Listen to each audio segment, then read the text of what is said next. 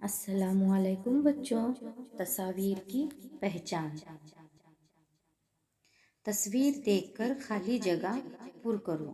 بچوں، ہمیں تصویر دیکھنی ہے۔ تصویر دیکھ کر اس تصویر میں کیا ہے، کون سی چیز ہے، اس کو پہچاننا ہے اور پہچان کر ہمیں خالی جگہ بھرنا ہے۔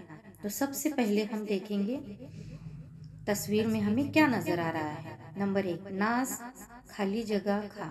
ہمیں تصویر میں گاجر نظر آ رہا ہے، تو ہمیں خالی جگہ میں بھرنا ہے گاجر۔ ناز گاجر کھا۔ دوسری تصویر میں دکھائی دے رہا ہے انار۔ نمبر 2، اسلم، خالی جگہ لایا۔ ہمیں تصویر میں انار دکھائی دے رہا ہے، تو ہمیں انار لکھنا ہے۔ اسلم انار لایا۔ تو بچوں، تیسری تصویر میں ہمیں کیا نظر آ رہا ہے؟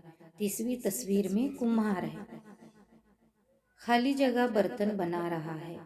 کمہار برتن بنا رہا ہے۔ چوتھی تصویر میں پرندے ہیں، اڑ رہے ہیں۔